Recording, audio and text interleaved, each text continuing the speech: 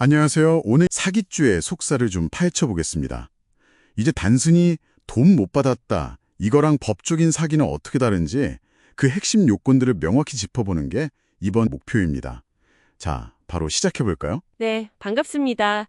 사기죄는 기본적으로 다른 사람을 속여서 재산상 이익을 얻는 행위죠. 맞아요. 근데 이게 생각보다 좀 까다롭습니다. 일단 속이는 행동, 즉 기망행위가 있어야 하고요. 네. 그리고 상대방이 그것 때문에 착오에 빠져야 하고 또 그 착오 때문에 재산을 넘겨주는 처분 행위를 해야 해요. 아, 여러 단계가 있네요. 그렇죠. 여기에다 처음부터 속일 고의까지 있어야 비로소 성립되는 겁니다.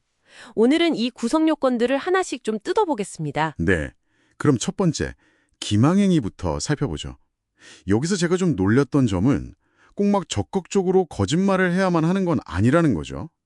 오히려 해야 할 말을 안 하는 거, 그것도 문제가 된다고요? 정확합니다. 법에서는 거래 관계에서 서로에게 중요한 정보를 알려줘야 할 의무, 뭐랄까 신의성실의 원칙이라는 걸 중요하게 보거든요. 아, 신의성실. 네. 그래서 상대방이 어떤 결정을 내리는데 꼭 필요한 사실을 알면서도 일부러 숨기는 거 있잖아요. 이걸 부작위에 의한 기망이라고 하는데 이것도 충분히 속이는 행위가 될 수 있어요. 부작이요? 좀 더 쉽게 예를 들어 주실 수 있을까요? 예를 들면 가게 주인이 실수로 거스름돈을 더 줬어요. 근데 손님이 그걸 알면서도 그냥 가만히 받아나가는 거죠. 돌려줘야 한다는 걸 알면서도. 아, 그것도 소극적으로 속인 게 될 수 있군요. 네, 그렇죠. 나는 거짓말 안 했어. 이게 중요한 게 아니라 그 상황에서 요구되는 신뢰를 저버렸는지가 핵심입니다. 그렇군요. 그럼 기망행위가 있다고 해도 처음부터 그럴 의도가 있었는지가 또 중요하겠네요. 이 고의성이라는 건 눈에 보이는 게 아닌데 법에서는 어떻게 판단하나요? 맞아요. 이게 사실 제일 어려운 부분 중 하나인데요. 네. 예를 들어 돈 빌려간 사람이 갚으려고 했는데 갑자기 회사가 망해서 이러면 사기가 아닌 건가요? 아주 중요한 지점을 짚어주셨어요. 사기죄의 고의, 그러니까 편취의 고의는 돈을 빌리거나 거래할 당시를 기준으로 판단합니다. 아, 당시 기준이군요. 네. 피고인이 스스로 제가 속이려 했습니다. 이렇게 인정하지 않는 이상은요. 당시의 재정 상태, 직업이라든지 거래 방식, 약속을 어떻게 이행해 왔는지 이런 객관적인 사정들을 종합적으로 보고 판단하는 거죠. 객관적인 정황 증거 같은 걸 보겠네요. 그렇죠. 처음부터 갚을 능력이나 의사도 없으면서 있는 것처럼 막 꾸며서 돈을 받았다면 고의가 인정될 가능성이 높습니다. 네. 하지만 빌릴 때는 정말 갚을 의사가 있었는데 나중에 진짜 예측하지 못한 사정 때문에 못 갚게 된 거라면요. 그건 안타깝지만 그냥 채무 불이행 문제지 사기죄는 아니에요. 그렇군요. 차이가 명확하네요. 그런데 요즘엔 이게 사람뿐만 아니라 기계를 속이는 경우도 많잖아요. 뭐 컴퓨터 같은 거요.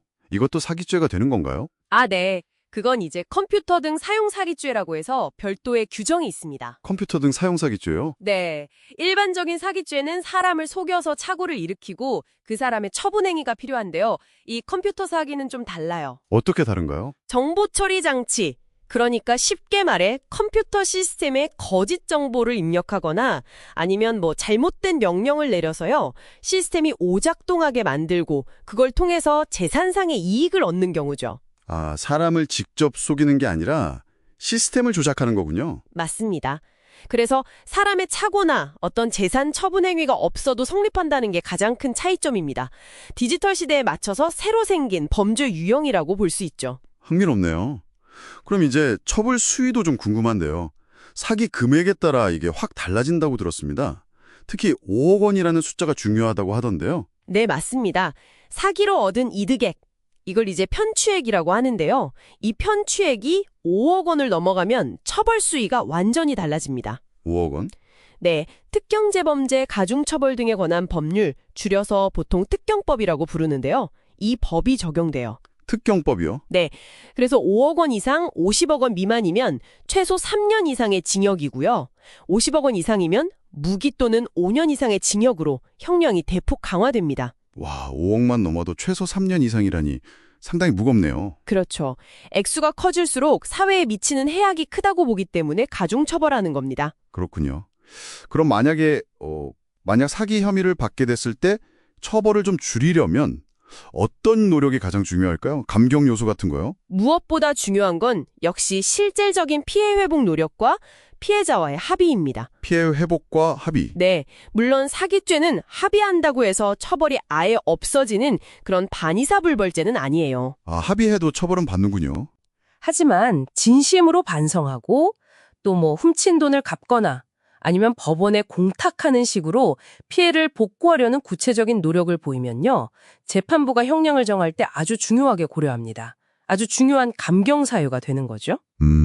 보여주기식이 아니라 진짜로 갚으려는 노력이 중요하다는 거네요. 맞습니다. 실제 피해 회복을 위한 진정성 있는 행동, 그게 핵심입니다. 오늘 사기죄에 대해 정말 깊이 파봤습니다. 핵심만 좀 정리해보면 일부러 침묵하는 부작위도 기망이 될 수 있다는 점, 그리고 고의성은 범행 당시의 객관적인 상황으로 판단한다는 점, 또 사람 대신 컴퓨터 시스템을 속이는 유형도 있다는 거, 네, 컴퓨터 등 사용 사기죄죠. 그리고 5억 원을 기준으로 형량이 크게 뛰는 특경법 적용 문제하고 마지막으로 피해 회복 노력의 중요성까지 짚어봤네요. 네, 맞습니다. 이게 법리도 복잡하고 실제 사건에 적용하는 것도 가다로운 범죄입니다. 자, 마지막으로 여러분께 질문 하나 던져보면서 마무리할까 합니다. 사기죄의 고의성을 증명하는데 요즘 문자 메시지나 계좌 내역 같은 디지털 증거가 점점 더 중요해지고 있잖아요. 그렇죠. 객관적인 증거니까요. 네. 앞으로 우리 삶이 지금보다 훨씬 더 많은 디지털 흔적을 남기게 될 텐데 이런 데이터들이 미래의 사기 사건에서 과연 고의성을 증명하거나 혹은 부인하는데 어떤 새로운 국면을 만들어낼까요? 이 질문에 대해 한번 생각해 보시는 것도 의미 있을 것 같습니다.